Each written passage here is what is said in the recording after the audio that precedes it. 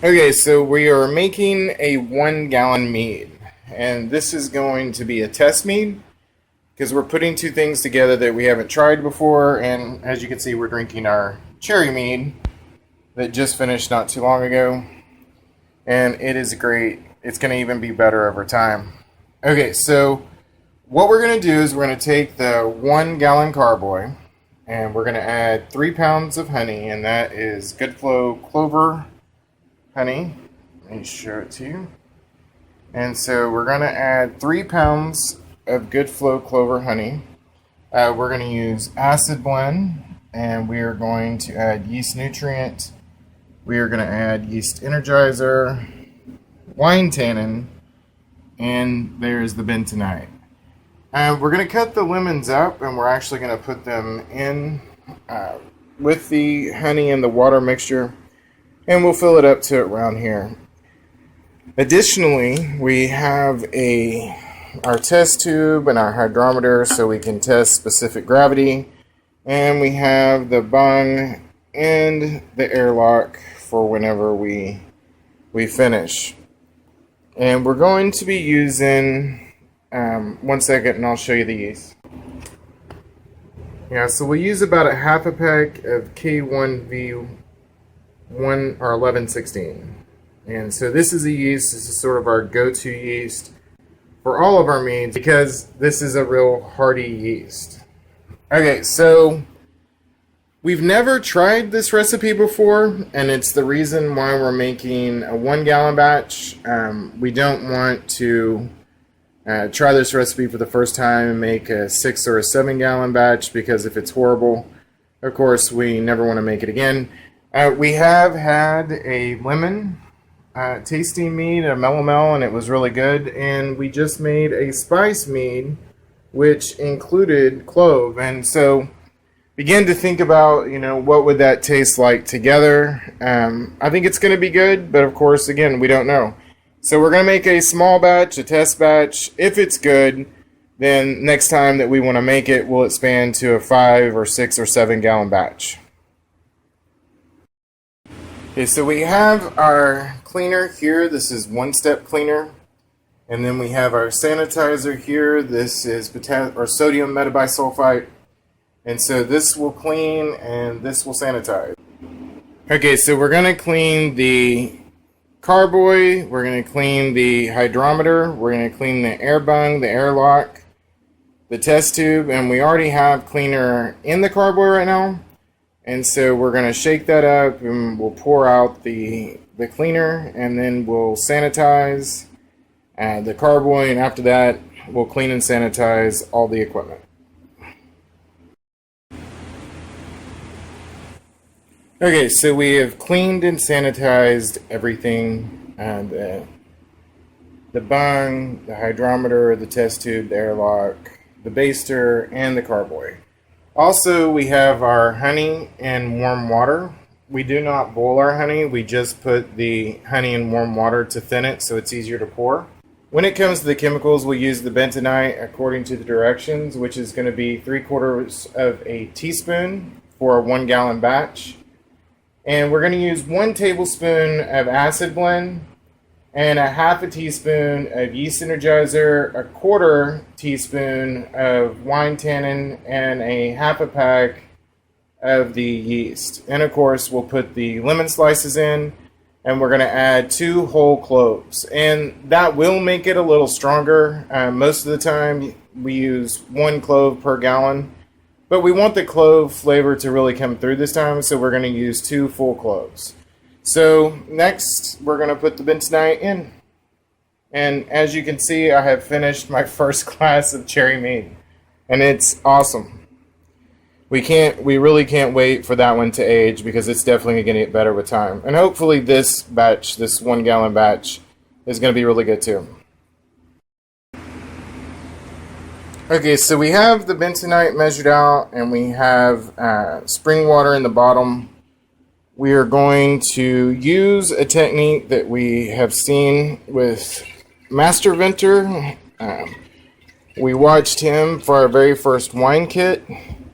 which was a Riesling wine kit, and this is something that he does. Instead of heating the bentonite, you get the water going around and you slowly add the bentonite. And as you can see, it is a little clumpy on bottom, so you have to keep it going. And this method works really good. We've never had clumps this way, and you know, occasionally we'll heat up the bentonite, but the last time we did that actually with the cherry mead, it didn't work out so well, and so we're just going back with this method because it works really good. And if you don't know what bentonite is, it's volcanic clay. It helps to clear the mead, and so whenever the mead is done fermenting, it'll be really clear, and so this is just for clarity. And of course, that doesn't look like it's going to help you with clarity, but it absolutely does. Bentonite is awesome. Okay, so we cleaned and sanitized the funnel. We've added a little more water. Next, we're going to go ahead and add the honey. After that, we're going to mix it up really well. And then we're going to add our yeast nutrient, yeast energizer, acid blend. What else? Wine tannin. I thought I was forgetting something. And we'll show you that next. But here in just a second, we're going to go ahead and add the honey. Okay, so I considered doing this without the funnel, and then I realized it probably wouldn't go the way I was envisioning it. I figured, you know, yeah, it'll be no problem. I'll be able to pour directly into the carboy. And realizing that if something will go wrong, it probably will, I decided to go ahead and switch back. Okay, so to the way we normally do it with the funnel. So we are going to pour this in, and actually now that I have the funnel, I'm going to take this top off because it'll be so much quicker. Okay, so I removed the top. It's going to make pouring much quicker. And so we're just going to pour right down the middle. And as you can see, the honey is going in really good because it has been sitting in hot water, and so that helps it to thin out.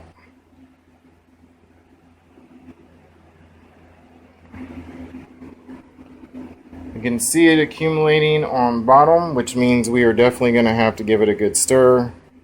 Probably 2 or 3 stirs.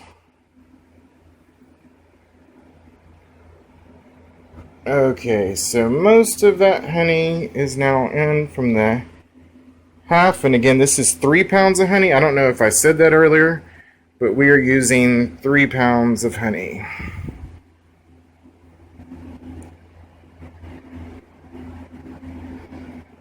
And for a 1 gallon batch, that's going to mean that it's going to end up being a medium or a dry mead, but it definitely will not be a sweet mead. If we wanted it to be a sweet mead, and all that really means is that it's going to finish and it's still going to be above 1.00 because the fermentation process will finish and there'll still be sugar in the mead. If we wanted to do that, then we would want to add 4 to 5 pounds of honey. But we like dry meads, and we like to control it, the sweetness of the mead, on back sweetening instead of just going with where the mead finishes, because occasionally they finish too sweet if you add too much honey in the beginning. And we want to be able to control, you know, if we want to back sweeten or not, if we want to increase the specific gravity. But right now, we're putting in 3 pounds of clover honey. And it's good flow honey, which is really close. A place that's really, they harvest the honey in a place really close to where we live. And so it's really close to being a local honey. Okay, so that is the second bottle. And as you can see, there is a pretty serious separation between the bentonite and the honey, and so we're definitely going to have to stir that up. I'm going to let the honey continue to go all the way through. There's still a little bit to drain, not a lot.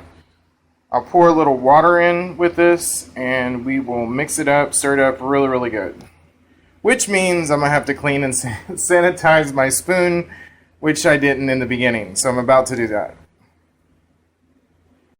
Okay, so my wife reminded me and came up with this idea in the beginning. What we do towards the end, of course, we still have a little water to add, but we go ahead and add some water to the honey bottles because we want to get every ounce of honey out of this that we possibly can. And so I'm going to take and shake these up. And I was hoping that no water at all would come out. I think a little bit did.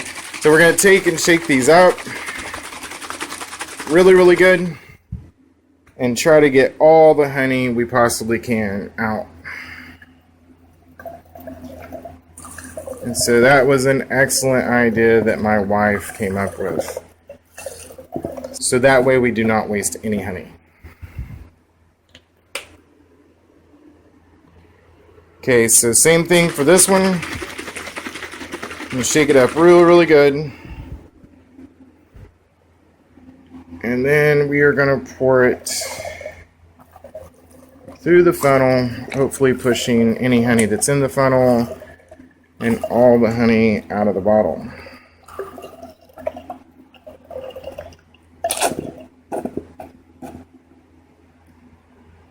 Yeah, so that's good. As you can see, there's hardly any honey left at all. So it's really good. Okay, and as you can see, the honey and the water are still very, very separated. So we're going to have to give that a really good stir.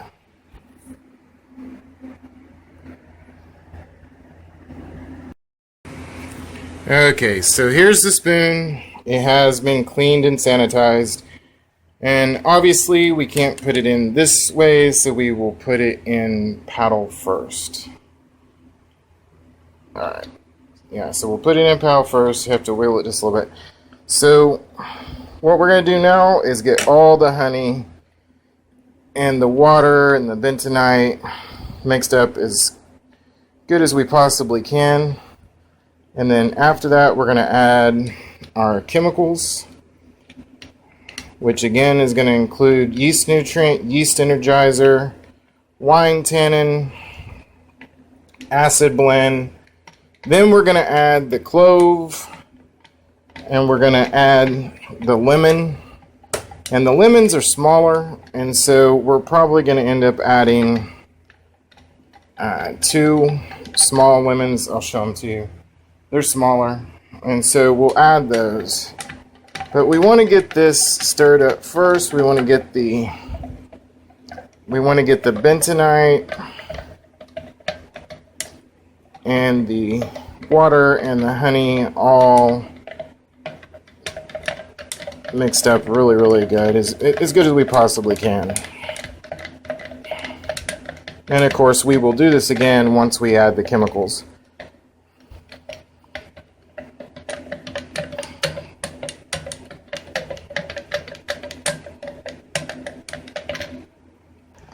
And as you can see, it's really stirred up compared to the way it was a little while ago.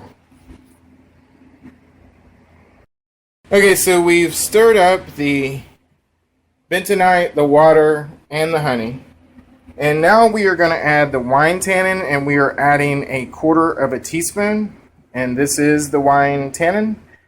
And I thought about it. Normally we add 1 teaspoon to any of our 1 gallon meads when they don't have high acidity. But considering we're going to add the lemons, and the lemons have acidity, we decided to back off to 1/2 teaspoon of acid blend, because we thought that 1 teaspoon with the acidity that we're going to get from the lemons would be too much.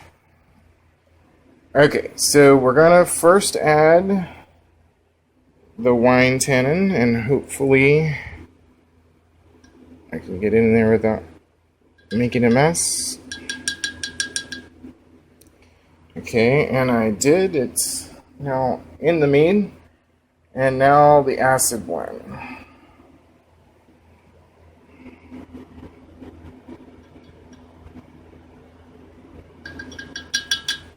Okay, so now we're going to give this another stir.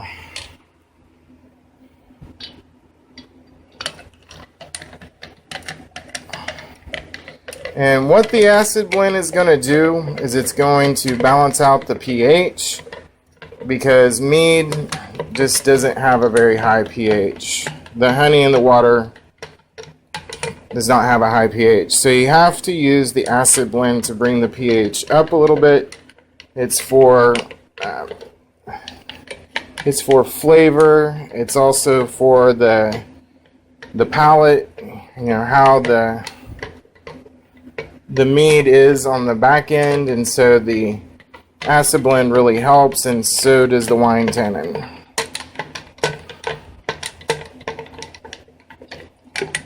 You do not have to add the acid blend and the wine tannin. Those are optional, but it just makes the mead taste better. And like I said, you know, on the palate, it's a lot better. And I'm having some trouble with the wine tannin breaking up, so I'm going to put the camera down and give this a good stir. And then I will show you when we add the yeast energizer and the yeast nutrient. Yeah, so I had to take a break from stirring because I'm about to open another bottle of the cherry mead. My wife is going to drink it. She loves it. And I am drinking Verdicchio wine now. I like the cherry mead as well. I really like it. But I have a feeling my wife's going to want a lot of that bottle. And so I am going to drink a Verdicchio. But we're stirring. In just a moment, we are going to add the yeast energizer and the yeast nutrient. Okay, so we're about to add our yeast nutrient and yeast energizer. For the yeast nutrient, we're going to add 1 teaspoon. And for the yeast energizer, we are adding half a teaspoon. And so what we do first, and it is advisable, is we put it in that measuring cup has been cleaned and sanitized, as well as the smaller measures. But we put it in this measurer first, and we let them dissolve. As a matter of fact, we can use one of these to stir it up, because you want this nice and dissolved before you put it into your must. Otherwise, if it's not dissolved, it's not going to be able to do its job.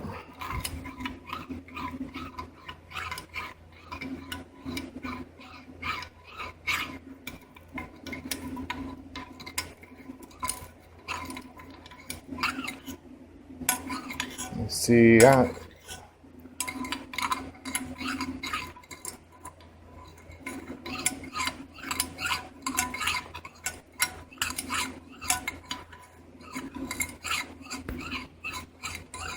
Okay, so I'm definitely going to use the funnel again. Alright, so here is the funnel, and we are going to pour in our yeast nutrient and yeast energizer. Okay, so we're getting closer.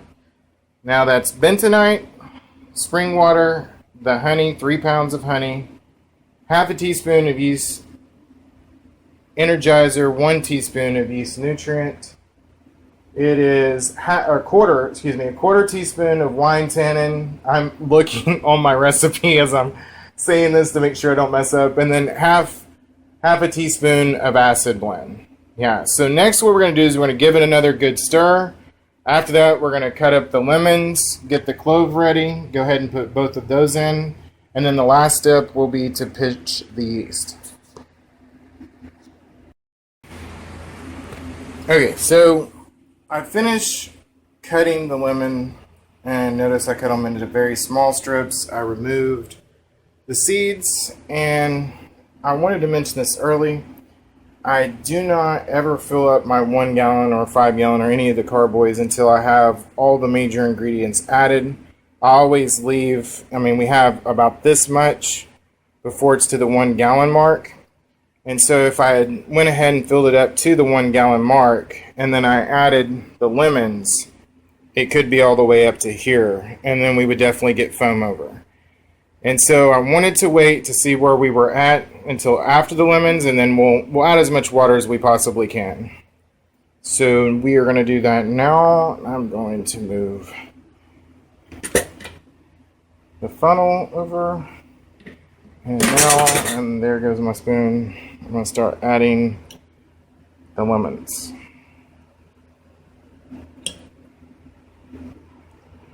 I'm going to try not to let those splash up.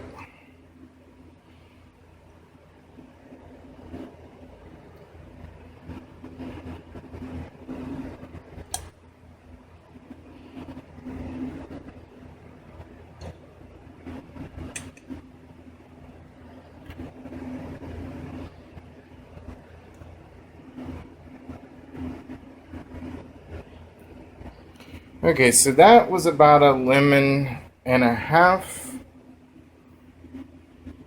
And so I think I'm going to add just a few more slices just to make sure we get a nice lemon flavor. So I'm going to cut those and then I'll finish up. Okay, so I put a few more slices in, and so I'm pretty happy with that. It smells incredible. It smells like honey and lemon, which is amazing. So what we're going to do now is put in 2 of the cloves, and I'm only going to add 2 of the whole cloves because these are very, very strong. And so I don't want to add too much of it because it'll be overpowering. And I'm going to add them directly to the mead. I'm not going to use a cheesecloth or any sort of ball, spice ball. I'm just going to go straight in because whenever I rack over, if there's anything still in there, the lemon pills and also the clove, I will absolutely leave that behind. So I'm going to add that now, and then I'm going to get the yeast. Okay, so now the lemon is in and also the clove, and so we should take a specific gravity at this point just to find out where the sugars are, how much sugar we have in the mead. And part of me doesn't want to do that because I'm really ready to pitch the yeast, but I am going to go ahead and take a specific gravity reading.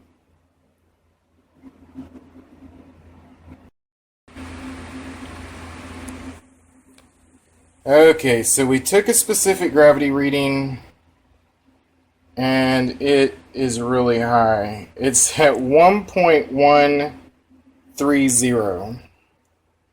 And so when it finishes fermenting, it's going to be around 18%. And so it's going to be a strong mead. Hopefully it's a good mead. Alright, so next we're going to pitch the yeast. Alright, so we have finished absolutely everything except for pitching the yeast, and we're only going to add a half a pack of this yeast. It is extremely fragrant, and we've noticed that if we add an entire pack of this yeast for a 1 gallon batch, we end up getting foam over, and we definitely do not want that. That's where the foam over is, where the mead actually comes out of the top of the airlock, and we definitely do not want that. So we're going to add half a pack of the yeast. After that, we're going to put the bung and airlock on, and that will be it. We'll wait for 30 days and rack over. I'll show you how and hopefully I'll be able to show you how it's fermenting properly as soon as it starts giving us a bubble. Okay, the airlock is on, the bung and airlock is on. And so now what we do is wait, and hopefully we have a wonderful fermentation within 24 hours. Usually it doesn't take that long. Usually within a couple hours we have a great fermentation. But we will follow up on this video and let you know how it turns out. Hopefully it turns out good. This is the first time we've ever tried this recipe, so hopefully it's good.